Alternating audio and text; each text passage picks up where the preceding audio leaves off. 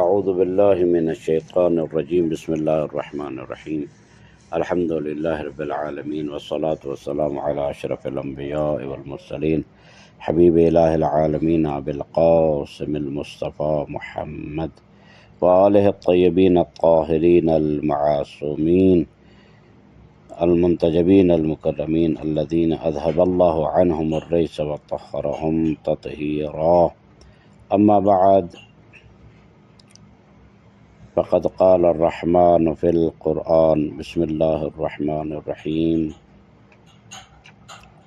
إن الذين آمنوا وعملوا الصالحات سيجعل لهم الرحمن ودا. خداوند ذوالجلال اب تمام مومنین مومنات کی توفیقات خیر میں اضافہ فرمائے.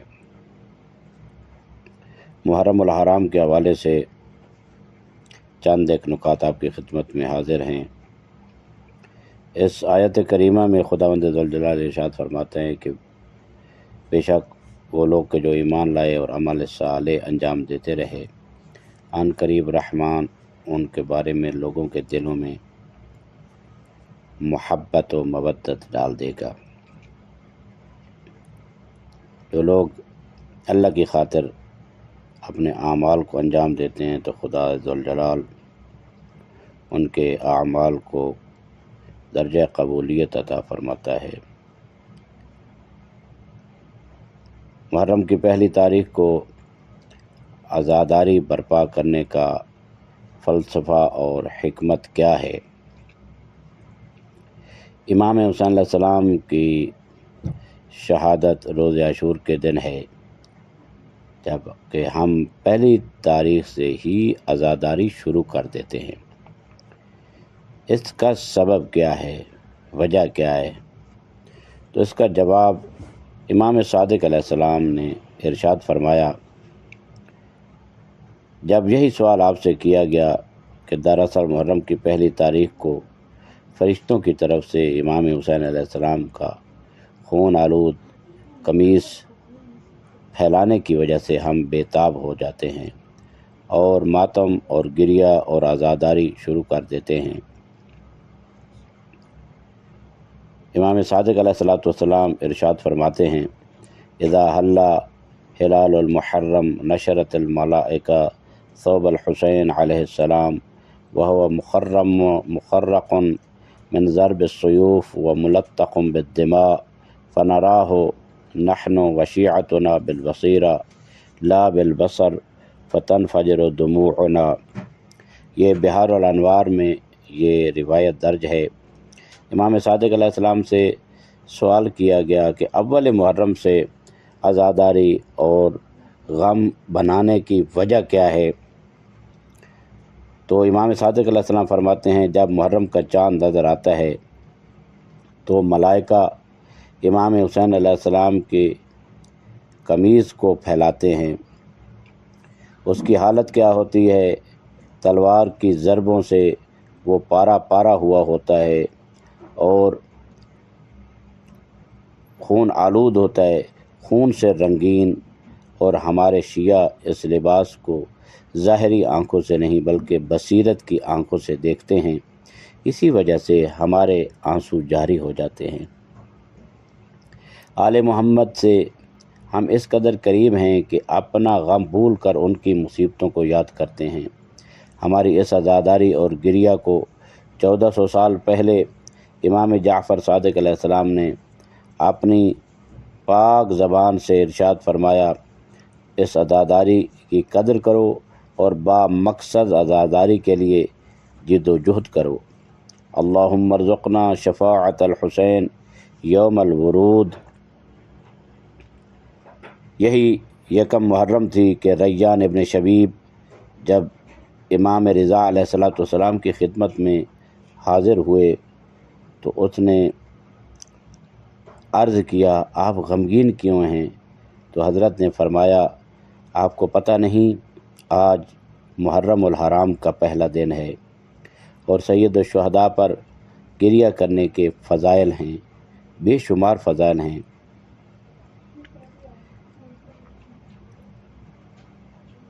اور امام علیہ السلام نے ریان ابن شبیب سے فرمایا ہے کہ ریان یہی اول محرم تھی کہ جب زکریا ابن حضرت زکریا علیہ السلام نے خدا کی بارگاہ میں دعا کی، رب حبلی ذریۃ طیبہ، پروردگار مجھے پاک اولاد نصیب فرما۔ یہاں سے معلوم ہوا کہ خدا سے دعا کی جائے فقط اولاد کی نہیں بلکہ اولاد صالحہ کی، نیک اولاد کی دعا کی جائے۔ نیک اولاد دنیا میں بھی بہترین اور انسان کی نیک نامی کا سبب، اور آخرت میں بھی نیک نامی کا سبب ہوا کرتی ہے۔ تو رب حبلی من لدنک ذریۃ طیبہ انک سمیع الدعاء، بے شک یقیناً تو دعا کو سننے والا ہے۔ حضرت نے فرمایا اے ریان ابن شبیب، آج اول محرم یہ وہی دن ہے کہ جب زکریا نے دعا مانگی، اللہ نے حضرت زکریا کی دعا کو مستجاب فرمایا، اور ان کو بڑھاپے میں، جب کہ ان کی بیوی بوڑھی عورت تھیں اور بانجھ ہو چکی تھی، اللہ نے ان کو اولاد سے نوازا اور ان کو یحییٰ جیسا عظیم فرزند عطا فرمایا۔ تو حضرت امام علی بن موسیٰ رضا علیہ السلام نے فرمایا اے ابن شبیب، اگر کبھی تمہیں رونا آئے تو سید الشہداء کے لیے گریہ کرنا۔ فرمایا یا ابن شبیب،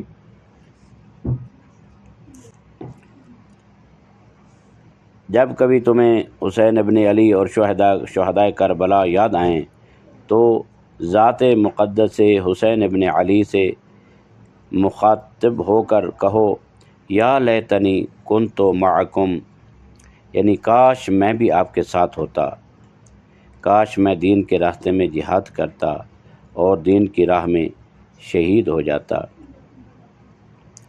یہ یا لیتنی در حقیقت شہادت کی آرزو ہے، جہاد کی آرزو ہے، مبارزہ کی تمنا ہے، لہذا یہ پیغام آج بھی زندہ ہے۔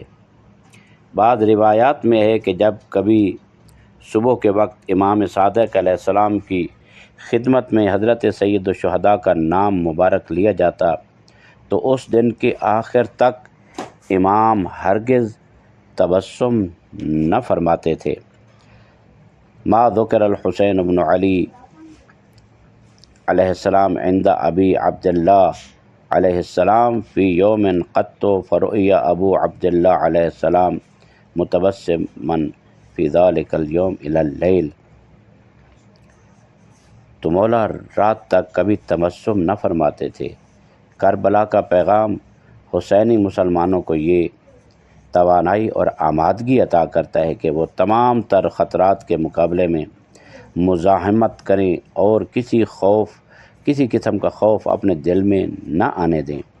انی لا اری الموت الا سعادہ ولا الحیات مع الظالمین الا براما، جس طرح کہ سید الشہداء نے فرمایا میں موت کو سعادت کے علاوہ کچھ نہیں دیکھتا اور ظالمین کے ساتھ زندگی کرنے کو میں ننگ و عار سمجھتا ہوں۔ اسی بنا پر سبھی افراد پر واجب ہے کہ مکتب اہل بیت علیہم السلام کو بخوبی پہچانیں، اسے محفوظ رکھیں اور امت کی طاقت افزائی اور دشمن کے مقابل ہر قسم کی آمادگی کے ذریعے میدان میں حاضر رہیں۔ سید الشہداء امام حسین علیہ السلام نے فرمایا کہ انسانوں کا ایک وطن ہے جو کہ یہی خاک کی دنیا ہے، لیکن وہ اصلی وطن جو ہماری روح کا وطن ہے نہ کہ بدن کا، وہ لقاء اللہ ہے، پروردگار سے ملاقات ہے۔ انسان کو جہاں سے بھیجا گیا ہے وہیں واپس لوٹنا ہے۔ انسان کا اصلی وطن وہی ہے جہاں سے وہ آیا ہے، اور یہ دنیا محض ایک عارضی مقام ہے، ایک مسافر خانہ ہے، گزرگاہ ہے، قرارگاہ نہیں، جس طرح کہ ہم پڑھتے ہیں انا للہ و انا الیہ راجعون، ہم بے شک اللہ کے لیے ہیں اور اسی کی طرف ہم لوٹنے والے ہیں۔ اگر خدا سبحان نے فرمایا نفخت فیہ من روحی، اور اگر انسانی روح ذات اقدس الہ سے منسوب ہے اور اگر وہ خدا کی طرف سے آئی ہے تو اس کا اصلی وطن لقاء اللہ ہی ہے، یعنی خدا سے ملاقات کی طرف واپسی اصل وطن کی طرف واپسی ہے۔ اسی لیے حضرت نے مکہ کے نورانی خطبوں میں ارشاد فرمایا من کانا باذلا فینا مہجتہ و موطنا علی لقاء اللہ نفسہ، یعنی جو شخص اس حقیقت کو بخوبی درک کرے کہ اس کا اصلی وطن لقاء اللہ ہے، اللہ سے ملاقات، اور اپنے نفس کو اسی وطن کی طرف لوٹنے کے لیے آمادہ کرے اور اپنے اندر اس وطن کی طرف شوق اور تڑپ کو زندہ کرے، وہی شخص کربلائی بنتا ہے۔ حضرت سید الشہداء کی تحریک وہ ہے جو ہر مسافر کو منزل مقصود تک پہنچاتی ہے، ہر انسان کو اس کے اصلی وطن سے آشنا کرتی ہے، اور ہم سب کا اصل مانوس وطن لقاء پروردگار ہے۔ لہذا کوئی شخص بھی، خصوصاً نوجوان نسل، بغیر وضو کے عزاداری کی مجالس، انجمنوں یا دستوں میں اور عزاداری ماتمداری مجلس میں بغیر وضو کے داخل نہ ہوں۔ جب وضو کریں تو اس نیت کے ساتھ کریں خدایا میں وضو کرتا ہوں تاکہ پاک و پاکیزہ ہو کر طہارت کے ساتھ عزائے امام حسین علیہ السلام میں داخل ہو سکوں۔ جس طرح ظاہری طور پر وہ اپنے آپ کو پاکیزہ کرتا ہے، اسی طرح باطنی طور پر بھی اپنے آپ کو اسے چاہیے کہ وہ پاکیزہ کرے، اپنے نفس کو پاکیزہ کرے۔ سید الشہداء نے نفوس کو پاکیزہ کیا اور نفوس کو، ارواح کو وہ منزل دکھائی کہ جو منزل واقعاً ایک عبد کی منزل ہوتی ہے۔ سید الشہداء کو اتنی ہمارے جسموں کی ضرورت نہیں ہے جتنی ہماری پاکیزہ روح کی ضرورت ہے۔ جب انسان کی روح پاکیزہ ہو جاتی ہے تو وہ کربلائی بن جاتی ہے، وہ حسینی بن جاتی ہے۔ یہ مولا امام حسین علیہ السلام کی کربلا یہ فقط شیعہ کی کربلا نہیں ہے، بلکہ یہ ہر حسینی کے لیے کربلا ہے، ہر انسانیت کا درد رکھنے والے کے لیے یہ کربلا ہے۔ یہ ایک مکتب ہے، ایک درسگاہ ہے کہ جس درسگاہ میں انسان آ کر ایسا درس حاصل کرتا ہے کہ جس درس میں حبیب بنتے ہیں، جس درسگاہ میں زہیر بنتے ہیں، جس درسگاہ میں حر ابن یزید ریاحی کی طرح توبہ طائب ہو کر اپنی منزل مقصود تک پہنچتے ہیں۔ خداوند متعال کی بارگاہ میں دعا ہے خدایا تمام مومنین و مومنات جس طرح کی بھی وہ کوشش کر رہے ہیں اور عزاداری منا رہے ہیں، ان کو عزاداری کا عظیم اجر نصیب فرما۔ پروردگار ہمیں مولا امام حسین علیہ السلام کے ساتھ معشور فرما اور ہمیں دنیا و آخرت کی سعادتیں اور بھلائیاں نصیب فرما۔ صلی اللہ علی محمد وآلہ الطیبین الطاہرین المعصومین۔